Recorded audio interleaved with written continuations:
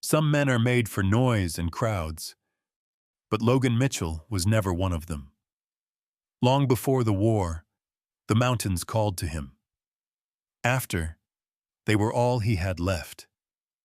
His days now belonged to the silent, sweeping hills of northern Wyoming, where the wind ran wild and unburdened, and scars, whether on skin or soul, could hide in plain sight. Logan's cabin perched on the edge of an open basin, its weathered timbers gray as a coyote's coat. He'd built it himself years back, each log notched with hands still trembling from another lifetime. To the west, blue ridgelines rose like ancient watchmen. Beyond the porch, only the sharp scent of pine and the whicker of his Mustang, Midnight, broke the quiet. Midnight wasn't a horse you'd see in fancy show rings or parades. She bore the look of something half wild, muscles hard as iron cables under a battered black coat. A long scar streaked down her left hip, reminder of the day Logan had bought her freedom.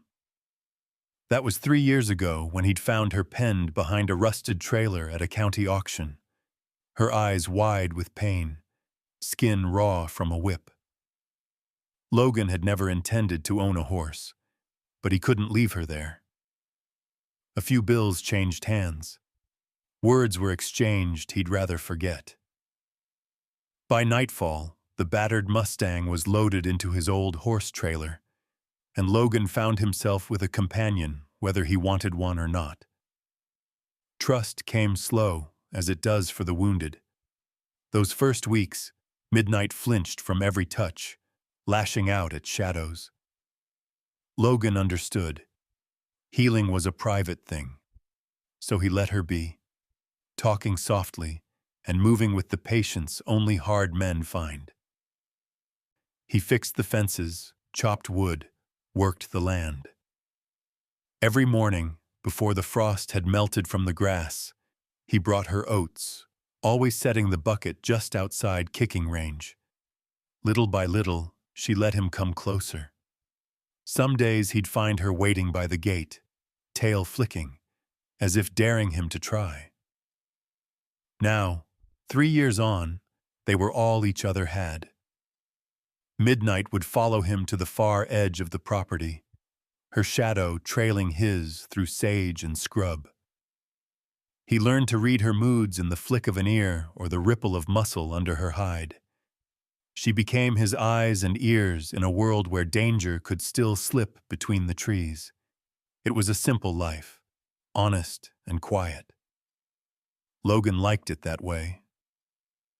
The nearest town, Silver Creek, lay 10 miles down a rutted county road. He went in only when supplies ran low: flour, coffee, a few cans of beans. Town meant faces, questions, the ache of remembering. Silver Creek's folk talked too much and looked too long at the man who didn't smile back. They wondered about the Army Ranger, who came home with more medals than friends, who kept to himself, who lived with a black Mustang and a past no one wanted to touch. So Logan stayed away. Some called him a recluse, some just that Mitchell fella. He didn't care.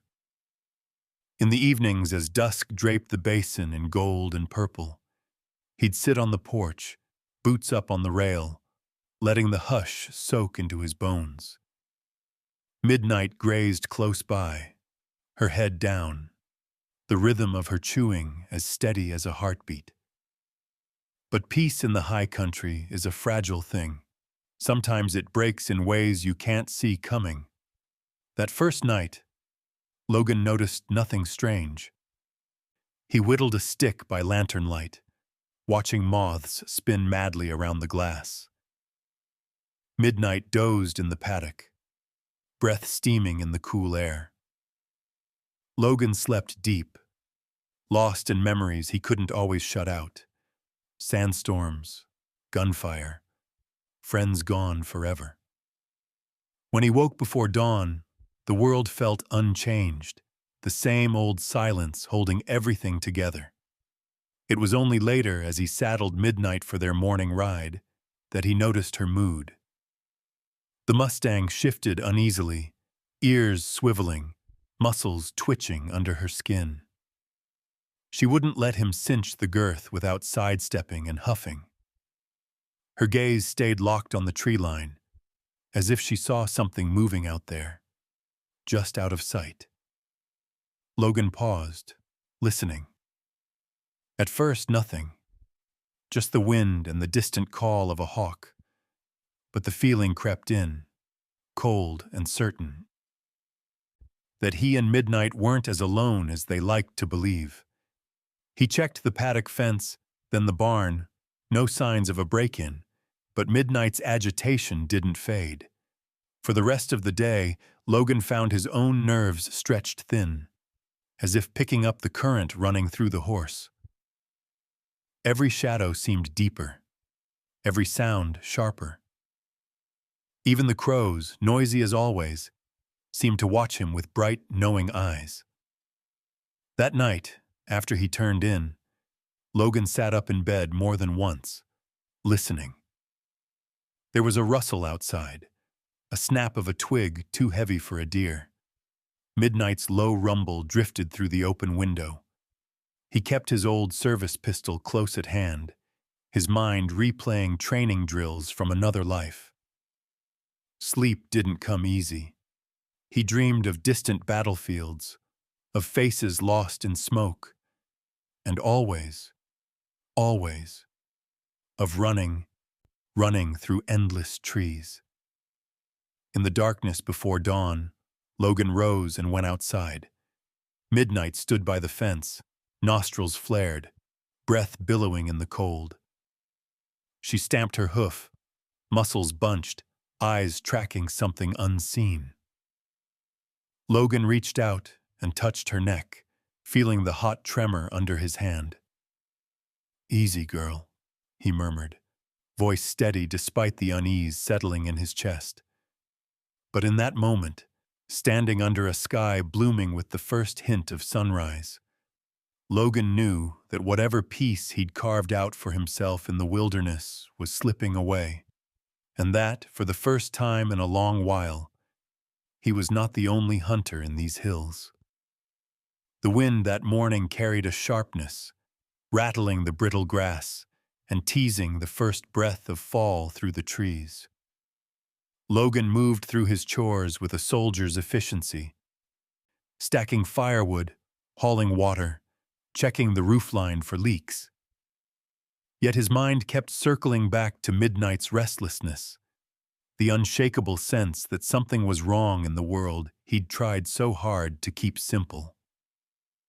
Midnight refused her usual oats, nostrils flared, muscles tight and alert. Her ears, normally flicking at every small sound, stood pinned and rigid, focused on the wild scrub that skirted the far pasture.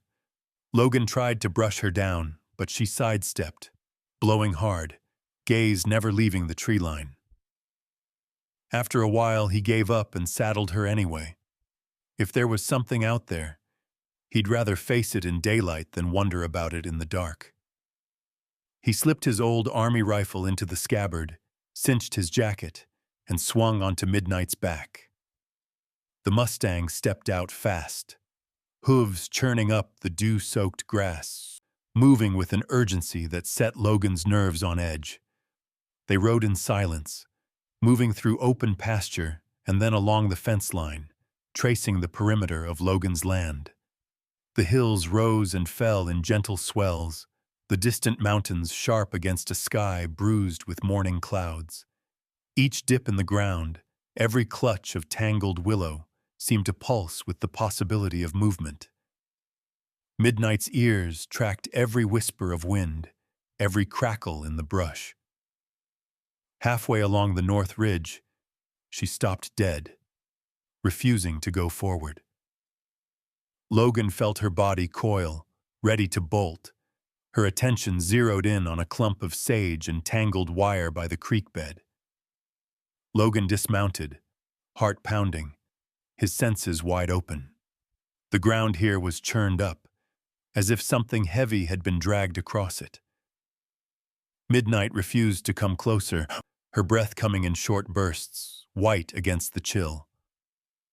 He crouched low and scanned the area, his eyes catching on something unnatural. There, tangled among broken branches and bits of rusty fence, was a massive nest, a strange, ugly construction of wire, old rags, and bone. The thing looked like it belonged to no animal native to these parts, more the desperate work of human hands than the habits of birds or coyotes. Logan's stomach clenched.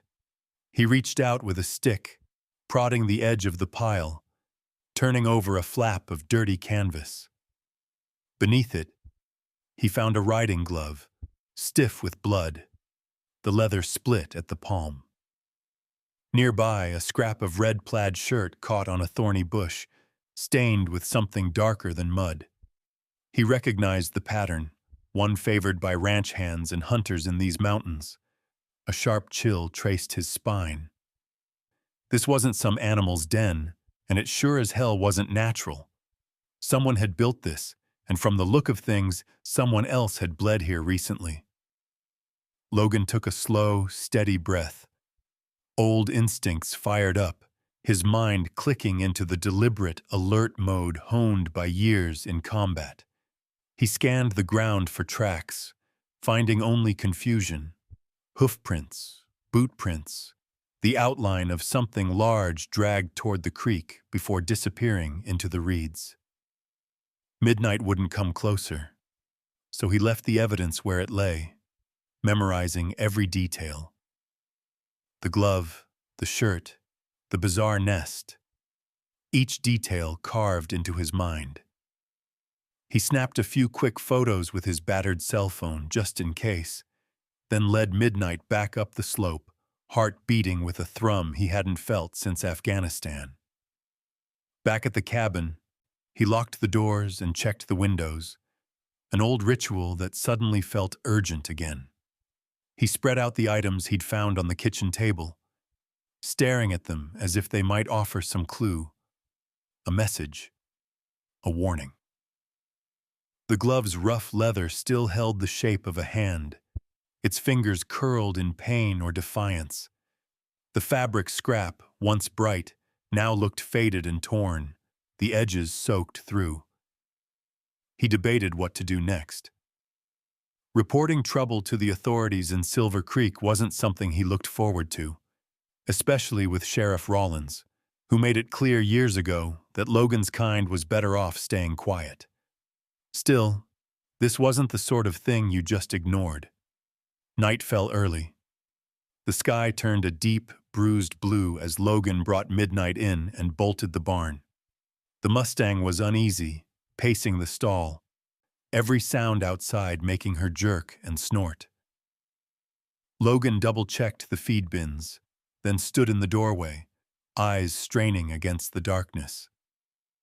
Out there, past the last line of trees, the world felt suddenly smaller, as if danger pressed in on every side. For hours, he sat at the table, the riding glove and plaid scrap lit by the soft glow of a kerosene lamp. The wind rattled the panes, carrying with it the distant howl of a coyote. Every now and then, Midnight's hooves struck the stall floor, a reminder that he wasn't alone in his unease. He slept little that night, dreams filled with shifting shadows and broken fences. As dawn painted the basin in pale gold, Logan found himself looking over his shoulder, wondering what else might be out there. Watching, waiting, hunting in the silent hills he once called safe home. Whatever peace he'd known was over. The signs were clear now. Something had changed in Silver Creek, and Logan knew he and Midnight would have to face it together, whether the world was ready or not. The sun rose heavy and dull, smearing pale gold through a layer of stubborn morning clouds. Logan barely tasted his coffee as he stared out the window, the strange discoveries from the day before replaying in his mind. There was a cold certainty now. He needed to do something with what he'd found. He tucked the bloody glove and plaid scrap into a worn Ziploc, slid it into his battered backpack, and set out for Silver Creek on foot, leaving midnight to watch the home front. The road into town felt longer than usual. Each crunch of gravel beneath his boots carried memories of earlier years, times he'd walked this same route, uniform pressed and mindset on normal things, groceries, mail, a spare bolt from the hardware store. But today, a heaviness dragged behind every step. He kept to the shoulder, eyes always roving, alert for anything out of place. Silver Creek wasn't much, just a few blocks of old brick, faded storefronts, and a diner where the same handful of locals gathered for weak coffee and stronger gossip. Sheriff Clyde Rollins kept his office in a squat building beside the fire station, his truck always parked just so out front, gleaming with fresh wax. Rollins himself had the look of a man who'd spent a lifetime walking the thin line between keeping order and looking the other way. He didn't much like outsiders or ex-military types who wouldn't let go of the past. Logan stepped inside, the door's bell jangling with a sharpness that made him flinch.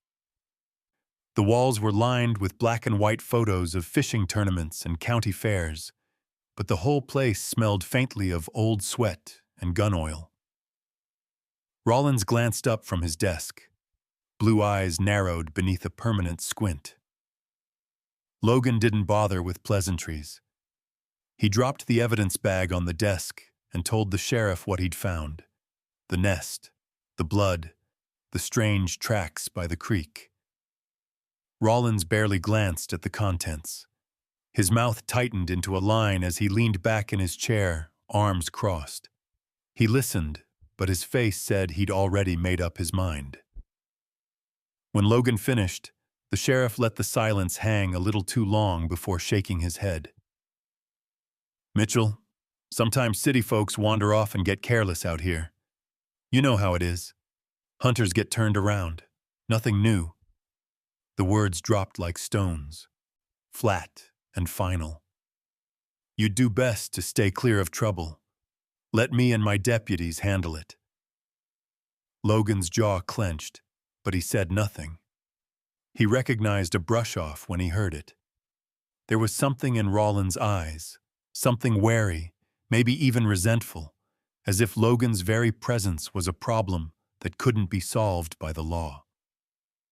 Without another word, Logan gathered his things and walked out, the sheriff's warning echoing in his head. Drop it. Let it go. But the world outside felt changed. The shadows deeper, the weight of threat heavier than before. He headed straight home, boots churning dust as he retraced his steps, senses sharpened by the sheriff's dismissal. Logan's thoughts raced with suspicion. Why would Rollins be so eager to brush this aside? Was he afraid? Or did he know more than he let on? Evening came on swift wings, the sky bruising to indigo as Logan finished his chores. He moved with caution now, checking locks, listening for sounds out of place. Midnight, too, was restless.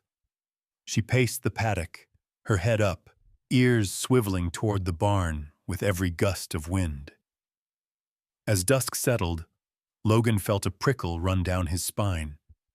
He paused in the barn doorway, breath fogging in the chill. That's when he saw it. A black shape hanging on the weathered boards, catching what little light remained. He moved closer, heart thudding as the truth became clear. A dead raven, wings splayed, nailed through the breast right to the wood. The bird's glassy eyes stared at nothing, its beak frozen mid-cry. Logan studied the grisly warning in silence. He knew the stories. Ranchers used to hang dead crows or coyotes as a message, a warning to trespassers or enemies. But this was no random act. It was deliberate, personal. Someone was telling him, in no uncertain terms, to back off.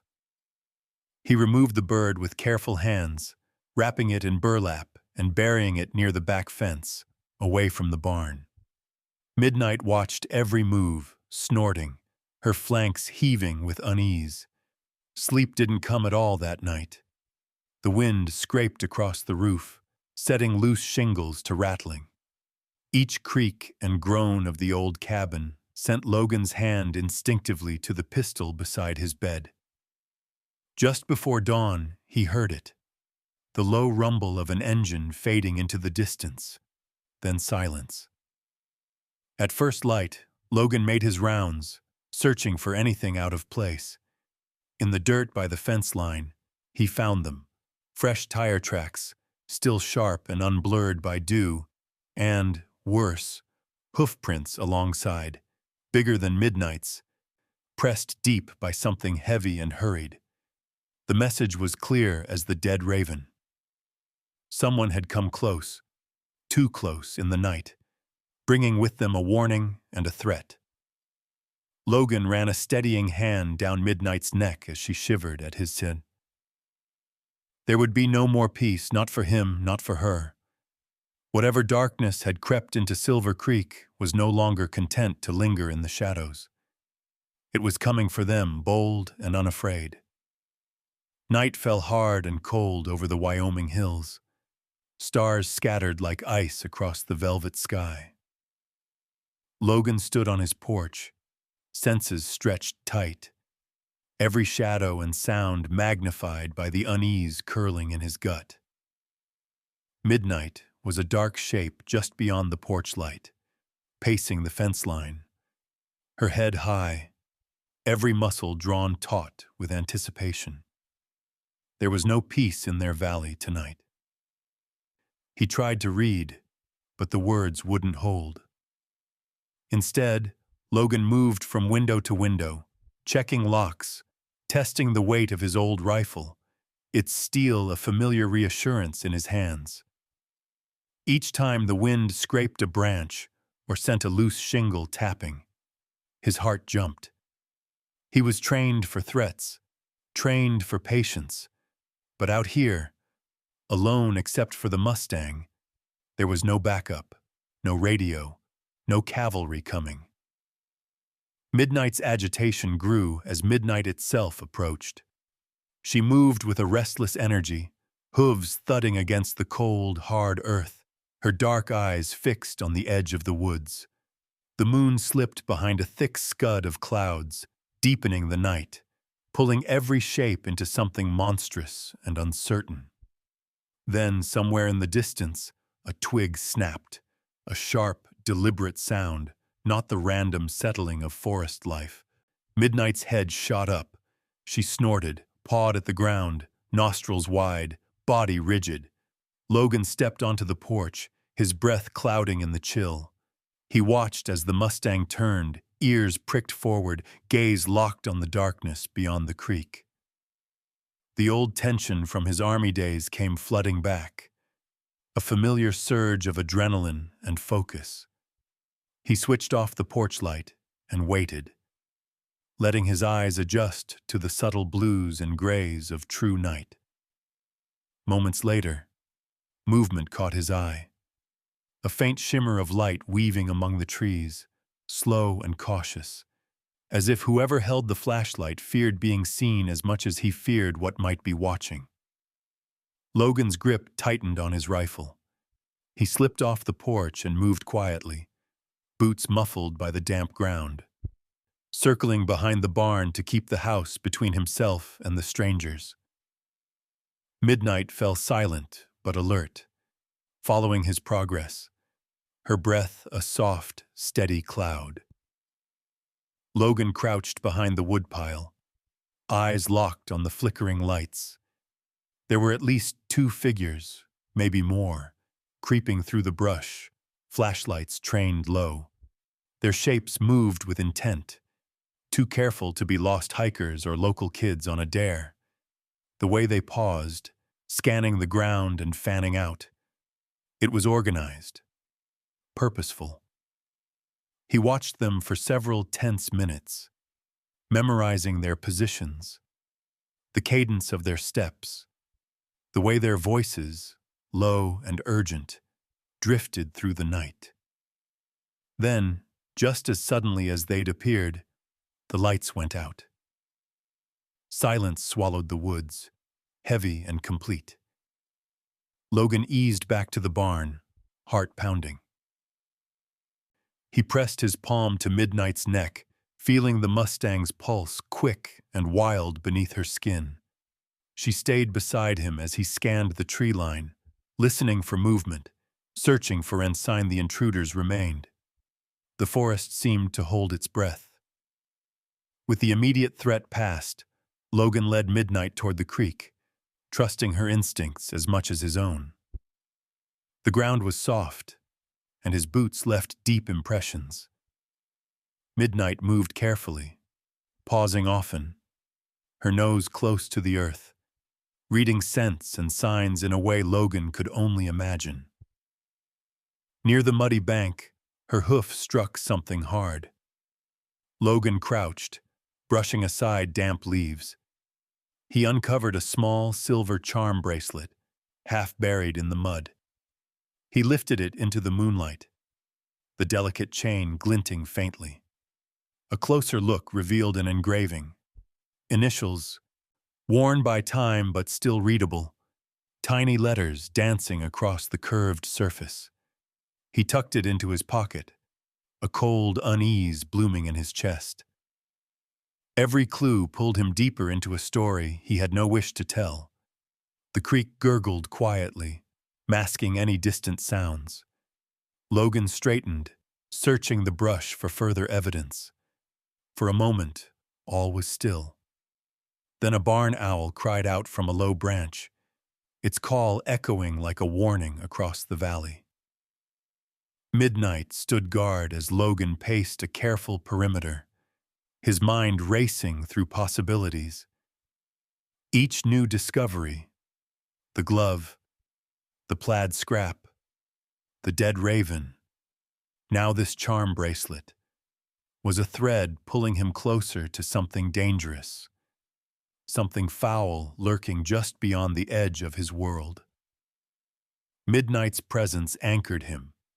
He trusted her senses. Her unease was reason enough to stay alert. Returning to the house, Logan made a mental map of every weak point on his property. Loose fence rails, the narrow trail by the creek, the thin glass in the kitchen window. He checked the locks twice, then settled in for another sleepless night, rifle resting across his knees. Outside, Midnight paced the yard, hooves muffled by the cold dirt, her shadow gliding from fence post to barn. Now and then she stopped, head high, staring into the darkness. Logan sat by the window, keeping watch as the hours crawled by, determined to meet whatever danger the night might bring, with open eyes and a steady hand. The night passed slowly, full of shifting shadows and the endless, whispering wind. When dawn finally broke, pale and cold, it brought no comfort, only the knowledge that this was just the beginning. Logan and Midnight were not alone, and whatever threatened their peace was growing bolder with each passing hour.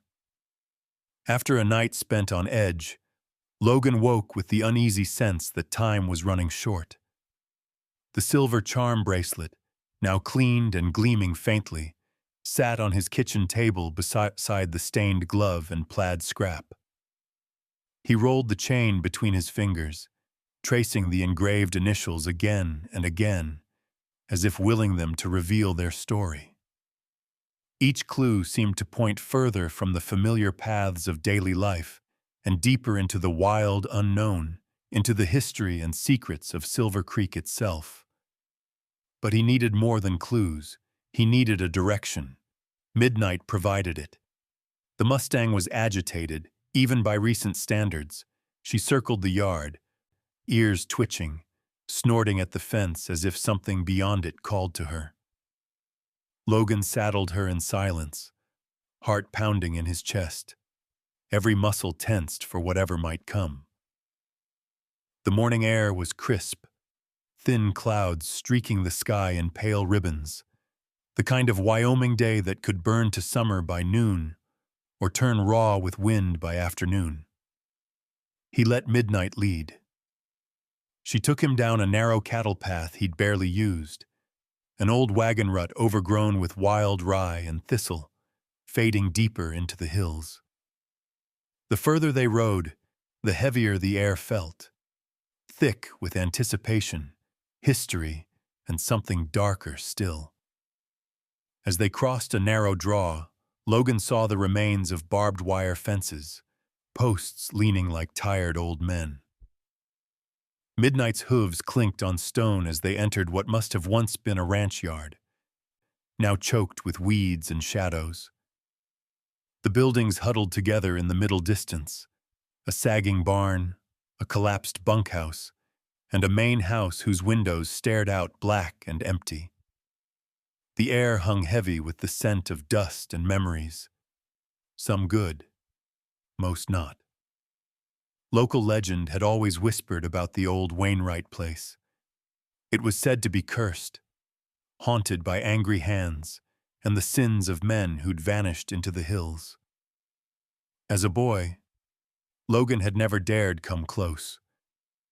Now, drawn by necessity and the weight of evidence, he and Midnight ventured in. They moved slowly, Logan scanning every window and shadow for movement. Midnight snorted, head tossing, clearly unhappy. Her instincts proved sharper than his own. Just as Logan reached for the sagging porch, Midnight jerked hard to the left, refusing to move another inch. He turned and saw why. Nearly invisible in the overgrown grass was a rusted snare trap, its jaw gaping in silent menace. A step further, and he would have snapped a leg or worse. Midnight's refusal had saved him. He stroked her neck, gratitude mingling with dread. The Mustang pawed at the dirt, drawing his attention to a patch of ground at the edge of the porch. Something metal gleamed under the weeds, a warped iron ring set into an old wooden hatch camouflaged by grass and rot. Logan knelt, fingers digging through tangled roots and decades of debris. The hatch groaned as he pried it open, revealing a set of narrow stairs disappearing into blackness. The air that rose up was cold and stale, edged with the faint reek of mold and something else, something that spoke of secrets too long buried. He tied Midnight to the post, whispered a reassurance, and slipped down the creaking steps, flashlight in hand.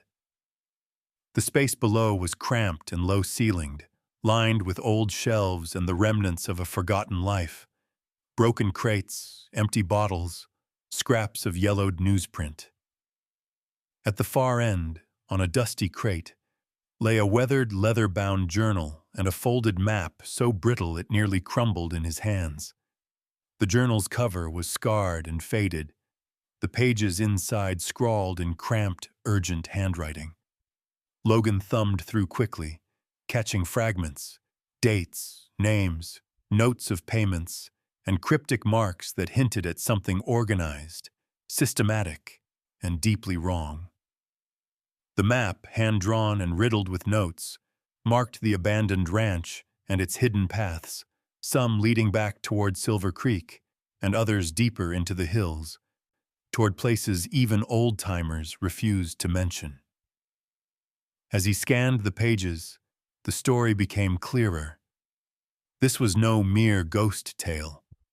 Someone had used the ranch as a waypoint, a hidden base for something that preyed on the town's lost and desperate, making them vanish without a trace. Above him, the sound of hooves, sharp and frantic, echoed down the stairwell. Midnight was anxious, pawing the earth, snorting with renewed alarm. Logan pocketed the journal and map, his pulse quickening. He climbed out fast, shutting the trapdoor behind him and looking around. Nothing obvious moved in the ruins. but the sense of being watched pressed down harder than ever. Logan untied Midnight, heart thudding. He mounted up and circled the yard once more, scanning for fresh threats. The Mustang's ears pinned back at the edge of the overgrown field, and Logan saw a flicker of movement, just a hint of a silhouette disappearing into the tree line, too far to catch but close enough to know the danger was real. He rode hard for home, every sense stretched to the breaking point. The journal and map thudded against his side with every stride, heavy with the promise of answers, and the certainty that much darker questions waited just ahead. The ride back from the abandoned ranch felt longer, burdened not just by the weight of the journal and map in Logan's pack, but by the awareness that unseen eyes might be tracking every hoofbeat. Midnight's head never stopped moving, nostrils flaring at each unfamiliar scent, her body coiled and ready for flight. Logan trusted her more than his own nerves now. Back at the cabin, the first thing he did was bolt every door and window, checking and rechecking the locks. Then he dumped the contents of his pack onto the table. The old leather journal and the hand-drawn map were joined by the charm bracelet, glove, and bloodied scrap of shirt, a grim collection that seemed to darken the small kitchen with its own shadow.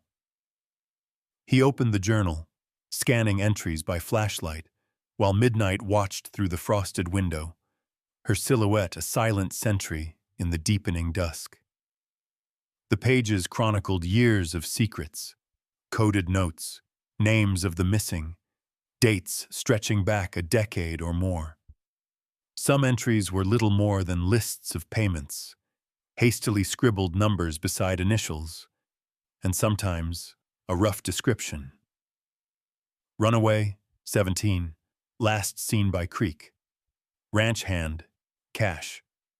No family. There were symbols, too. A circle for dealt with, a triangle for sent away. The deeper Logan read, the clearer it became. This journal was a ledger of disappearances, a cold record of people who'd never come home. He matched the initials on the charm bracelet to one entry. A girl gone missing 2 springs ago. Her story dismissed by the sheriff as just another runaway. Logan's hands tightened on the pages. The writing shifted as the years went on, growing more frantic, the handwriting slanting hard, ink blurred by the trembling hand of someone haunted by what they'd done. The map made everything worse. It showed the main ranch house, outbuildings, and then a series of paths and X marks, some right by the place where Logan had found the nest of wire and rags. Other marks led to sites deeper in the woods, one marked INF in a harsh scrawl. As the last light faded, Logan left Midnight in the paddock and followed the map on foot, boots crunching softly through the frost. The INF mark led him to a ruined outbuilding, almost hidden by brush and time. Inside, the darkness pressed close, thick with the scent of rot and dust. He flicked on his flashlight and swept it over the remains of what had once been a makeshift infirmary. Old cots, a shattered medicine cabinet, and empty pill bottles scattered across the floor. Near the back wall, he found a pile of industrial bags covered by a heavy tarp. Dread crawled up his spine. He lifted the tarp, revealing the grisly evidence beneath. Bags stained dark, filled with objects he dared not examine too closely. A stench that forced him to clamp a hand over his mouth.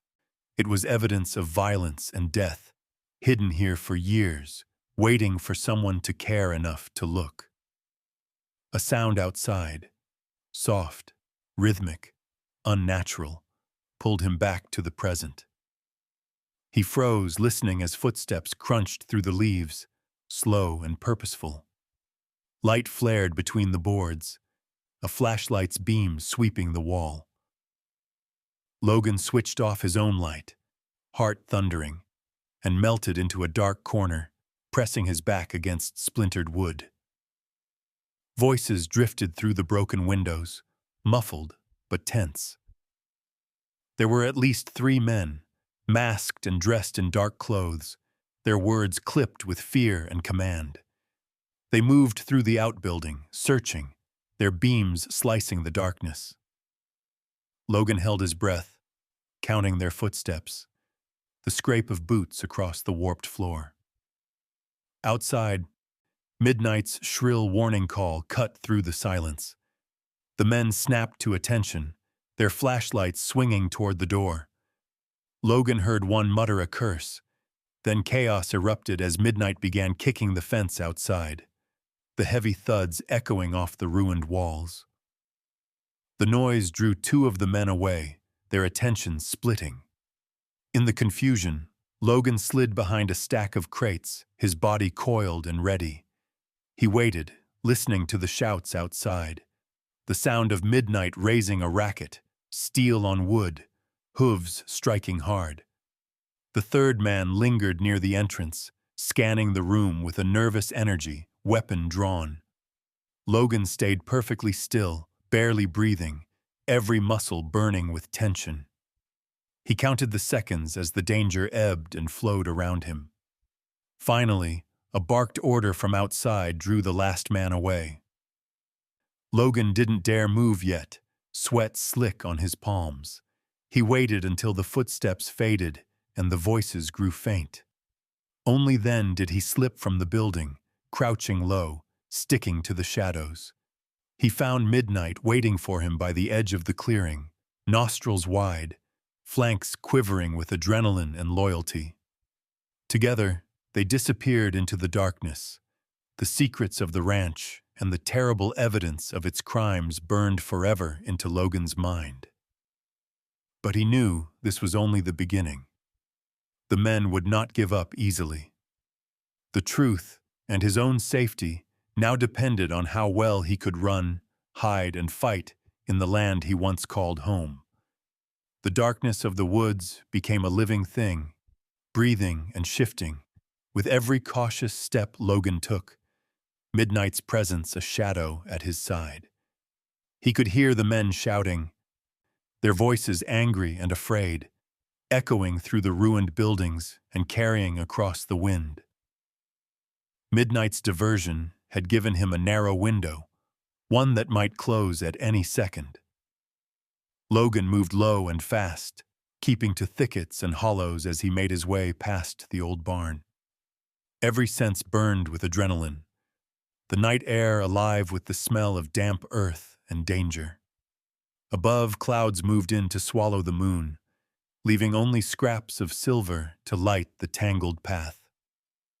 Midnight's hooves were careful on the loose stones, her movements steady despite the fear pulsing through them both. Behind them, flashlights danced in the dark, beams slicing through brush and grass. The men were not giving up. Orders were shouted, curses flung, threats made against whoever, or whatever, was out there. Logan knew they would not hesitate to use violence if they caught him. Every instinct screamed at him to keep moving, faster, quieter, to become a ghost among the trees. They reached the broken fence at the north end of the property. Midnight hesitated, sensing the men doubling back. Voices closing in. Logan scanned the darkness for any sign of an escape route. Then he remembered the storm drain, the one that used to flood in spring, running under the old cattle lane to the woods beyond. It was half hidden by brambles and mostly forgotten by locals, but Logan's mind, trained to recall every detail of terrain, fixed on it now with desperate clarity. With midnight pressed low, he led her to the culvert. The drain's opening was tight, rusted and clogged with leaves, but Logan managed to squeeze through, boots scraping on cold concrete, the stench of old water rising around him. Midnight balked for a moment, but with a gentle tug and a quiet word, she followed, hooves clattering on the metal as she crawled after him. It was a slow, awkward passage, the darkness absolute, but they pressed on, moving toward the faint glow of moonlight at the far end. They emerged at the edge of a dry gully, bodies and spirits covered in mud and sweat. Logan took a moment to breathe, to listen. The shouts behind them were muffled, the flashlights gone, the men tricked by the diversion and the maze of overgrown trails. But the chase was not over. Logan led Midnight through a narrow draw, their progress marked by the frantic pounding of his heart and the quick, sure steps of the Mustang at his side. The terrain here was rough, studded with jagged rocks and broken branches, the perfect ground for escape, but also for an accident. He trusted Midnight's sure-footedness more than his own. They ran on, leaving the ruins behind, weaving between stands of aspen and old pine, the world shrinking to nothing but survival. The night air cut cold and sharp against his face, his breath billowing in white clouds. Midnight never faltered, her loyalty absolute, her power a lifeline in the darkness. Behind them, there was a distant, desperate howl. One of the men, perhaps, realizing their quarry had vanished. But Logan didn't pause, driving himself and the horse onward, deeper into the wild, never looking back.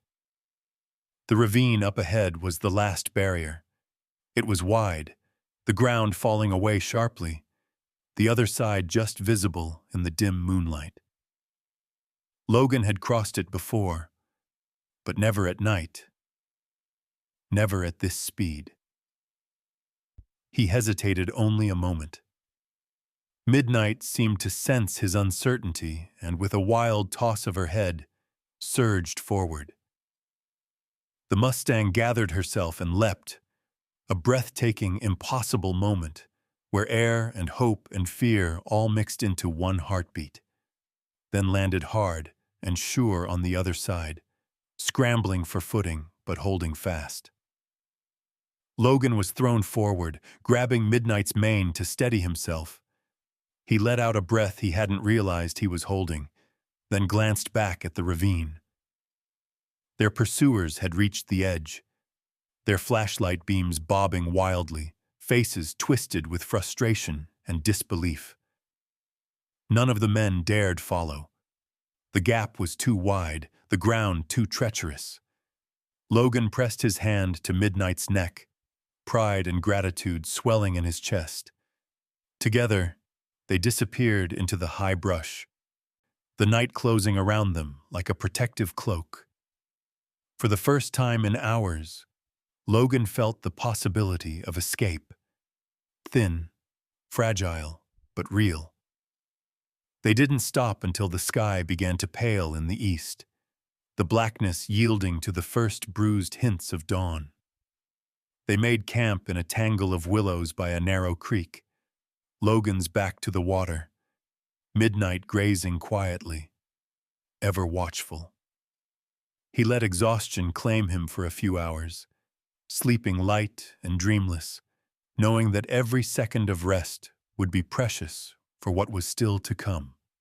He woke with the sun in his eyes, heart still pounding, the taste of fear and hope mingling on his tongue. Midnight nudged him gently, reminding him they were still alive, still moving, still together. Whatever lay ahead, whatever darkness still threatened Silver Creek, Logan knew now that he and Midnight could face it, side by side. The sun rose pale and cold over the Wyoming hills, laying a thin gold veil across the battered landscape. Logan stretched, stiff and sore, the bruises of the night's escape humming beneath his skin. Midnight, ever alert, grazed quietly, but kept her eyes sweeping the tree line, ears twitching at every distant sound. There was no true rest for either of them, not while the secrets of the ranch still cast such a long shadow, not with the masked men surely hunting them across the wild country. Logan knew they needed help, real help, the kind that couldn't be bought or bullied by Silver Creek's corrupt officials. He thought of Ava Brooks, the only person he trusted outside of midnight. He'd met her once, in the teeth of a winter storm, when he found her car half buried in a snowbank miles from the nearest town. She was different from the locals, sharp-eyed, sharp-witted, with a stubborn streak that matched his own. She ran a podcast out of Cheyenne, exposing corruption in small towns and chasing stories most folks would rather keep buried. He and Midnight struck out before the dew had faded, riding hard through narrow draws and across high meadows toward Ava's small rental cabin by the southern ridge. The air was raw, every gust hinting at the storms still locked in the mountains. Logan kept to deer trails, moving carefully, always watching their back trail for any sign of pursuit. They arrived by midday, the little A-frame hunched under towering pines, smoke curling lazily from the chimney. Logan found Ava hunched over her laptop, headphones askew, a mug of cold coffee forgotten by her elbow. She looked up, surprise flashing across her face, then concern as she took in his bruises, the torn jacket, the streaks of dried blood. There wasn't much need for words. Logan laid out the evidence on her kitchen table. The bloody glove, the torn plaid, the tarnished charm bracelet, the brittle map, and finally, the battered journal. Ava's eyes widened as she paged through the book, her fingers tracing the coded names, the grim tally of lives lost and secrets bought. She took careful notes, snapped photos, asked pointed questions that pulled more details from Logan's memory. With her help, patterns emerged from the chaos, connections between the missing and the powerful, routes mapped across back roads and ghost ranches, hints of hush money paid out to keep prying eyes away. Ava's tech skills turned the hand-drawn map into a digital overlay, plotting GPS coordinates, cross-referencing old property deeds and police records. Her face hardened as the scope of the conspiracy became clear. By dusk, they had a plan. Together, they would return to the abandoned ranch for more evidence, Ava with her camera and recorder, Logan with his old rifle and instincts. Midnight would be their scout and protector, her intuition already proven sharper than any alarm or lock. The ride back was tense. Every shadow stretched long and ominous in the last light of day. Ava, not used to horses, clung to Midnight's saddle behind Logan, eyes wide and jaw set. Logan felt her fear, but also her resolve. Midnight, sensing the new passenger's unease, moved slowly and steady, ears swiveling constantly for threats. They skirted the main approach, circling through the thickest stands of willow and cottonwood, careful to avoid the snare trap Midnight had uncovered before. Near the river crossing, Logan slowed. The Mustang balked, refusing to step forward, nostrils flaring, body quivering with alarm. Logan trusted her hesitation. Midnight had saved him once already, and he had no intention of doubting her now. He slipped from the saddle, moving ahead on foot, eyes scanning the undergrowth. There, nearly invisible, was a new tripwire strung low across the path, attached to a crude but deadly spring trap loaded with metal spikes. Logan swallowed hard, cut the wire, and waved Ava forward, his gratitude for the Mustang's sixth sense deepening with every step. Moving through the ruins of the ranch was like wandering a battlefield after the guns had fallen silent. Every shattered window and scorched door a reminder of what had been lost or hidden here.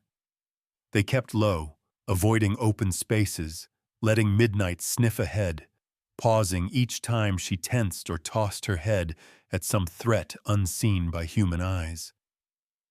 Inside the main house, Ava set up her camera, quietly documenting everything: bloodstains on the wall, the scatter of personal effects abandoned in haste, the hollow echoes of whispered threats. Logan scouted the outbuildings, finding fresh signs of recent occupation: a half-burnt pack of cigarettes, new footprints in the dust, a tarp pulled hastily across the cellar stairs. Someone had been here since their last visit, perhaps only hours before. As twilight deepened, they finished collecting what they could: hard drives, old files, anything that might link the criminal ring to the authorities in Silver Creek. Midnight grew more anxious, her body humming with energy as darkness pressed in around the ruined ranch. Logan listened, felt the shift in the wind, and knew they had stayed too long. He signaled to Ava, and they slipped away, careful to leave no sign, moving by instinct and moonlight. They made it back to the river, Midnight once again refusing to cross at the obvious spot, instead fording farther downstream, where the water ran shallow but swift. Only when they reached the far bank did Logan let himself breathe. The weight of what they'd found pressed heavy on his shoulders, but beside him, Ava's resolve was iron, and Midnight's presence was a reminder that courage sometimes comes on four legs and with a wild, loyal heart. Tomorrow, the story would go public. But tonight, they would rest, one step closer to breaking the hold of fear that had gripped Silver Creek for far too long. Dawn broke over the basin with a sharpness that made everything feel raw and real. Logan hadn't slept. He kept watch through the cabin window, rifle cradled across his knees, as Ava tapped furiously on her laptop. Her breath hung in the chilly air, her face a mask of concentration and fury as she pieced together the story, fact after damning fact. The files, the journal, the map, even the tarnished charm bracelet, all scanned, photographed, and annotated. Every name, every coded payoff, every missing person was laid out in hard light, woven together into a tale too big for any small-town authority to contain. Ava's voice, once trembling with adrenaline, had grown steady and cold. She called in every contact she'd made during her years chasing corruption. Other podcasters, bloggers, even a few old-school journalists who still cared about justice. Before sunrise, she released the first wave, a podcast episode, a thread on social media. Dozens of tagged posts aimed at every federal agency and news outlet within reach. She scheduled interviews, sent data to out-of-state law enforcement, and coordinated a storm of attention Silver Creek had never known. The effect was immediate. Logan and Ava watched from the shadows as unmarked government SUVs appeared on the highway, moving with swift, coordinated purpose. Helicopters thundered overhead, the whump-whump of their rotors echoing down the valley and scattering deer from the fields. Midnight stood alert in the yard, head high, every sense trained on the distant commotion. Logan moved her into the barn, stroking her mane, promising quietly that this would all be over soon. Silver Creek awoke to sirens, radio chatter, and the sudden, jarring presence of outsiders. Federal agents spread out across the town, descending on the sheriff's office, the old Wainwright Ranch, and the homes of men whose secrets had poisoned the valley for years. News crews arrived, their vans crowding Main Street, cameras trained on the courthouse steps. The townsfolk, used to a sleepy rhythm of gossip and routine, clustered in doorways and on porches, watching with a blend of fear, relief, and disbelief. Logan stayed at the edge, watching from a safe distance, ready for trouble. Ava, shielded by a cadre of journalists and federal agents, went live from the courthouse steps, voice ringing clear as she laid out the crimes Silver Creek's officials had tried to bury. As she spoke, her words cutting and undeniable, The spell of silence over the town was shattered for good. Sheriff Rawlins was the first to fall. He stood stiff and pale as agents marched him from his office, handcuffed and surrounded by armed men. His eyes searched the crowd, desperate for sympathy, but found only hard stares and cold shoulders. His deputies, some complicit, some just afraid, followed, faces tight with shame and anger. A tense hush descended as the agents closed in on the ranch. There was a brief, chaotic standoff at the barn, voices raised and a single warning shot fired into the air. Logan held his breath, every muscle wound tight, but the resistance crumbled quickly. The masked men who'd haunted his nights surrendered, forced down on their knees in the mud, their hands zip-tied behind them. The evidence Ava and Logan had gathered was enough to make any plea for mercy useless. As the news broke across the country, reporters flooded the scene, beaming footage of Silver Creek's reckoning to viewers from coast to coast. Ava's phone buzzed non-stop. Calls for interviews, congratulations, demands for more details. She handed the credit to Logan more than once, describing him on air as the man who refused to look away when everyone else kept their heads down. Logan hated the attention, but understood the necessity. Sometimes you had to stand in the light, if only to show others that truth was possible. The town reeled. Some folks wept openly, their tears a release from years of suspicion and whispered fear. Others gathered outside the jail, watching as the men who'd ruled by threats and secrets were led away. Logan saw relief on old faces, pride on young ones, and a flicker of hope that maybe, finally, things could change. Amid the chaos, midnight became a quiet symbol. News crews lingered at the fence line, filming as Logan led her from the barn, her coat shining in the sun, the scar on her hip visible, a badge of every hardship she'd survived.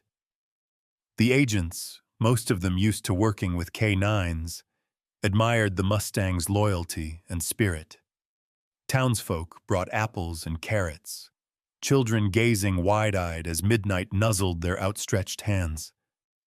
Ava made sure the story of the Mustang was told too, how her instincts had saved Logan, how her courage had bought them precious seconds, how she'd stood her ground when men with guns threatened their home.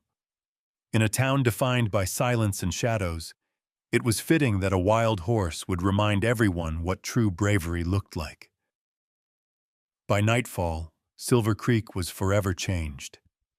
The syndicate was broken, its leaders gone, and for the first time in years, the valley felt open, unburdened, and bright with the promise of something better. Silver Creek awoke to a new reality. The headlines lingered for days, cameras and strangers drifting through town, leaving behind a trail of disbelief and relief. Federal agents kept their posts for a time, sifting through paperwork and broken trust. But soon the town was left to itself, its wounds exposed to the clean Wyoming air. For Logan, the change came quietly. The cabin felt lighter, as if someone had finally opened the windows and let the old ghosts drift out. He walked the property each morning, the frost burning off faster with each day, the grass growing taller and greener than he remembered. There were no strange tire tracks at the edge of the fence line, no more nervous glances over his shoulder. The shadow that had clung to him since the war, since the first time he saved Midnight, seemed at last to lift. Midnight flourished in the aftermath. Her scar had faded to a pale line, the only outward sign of the pain she'd endured and overcome.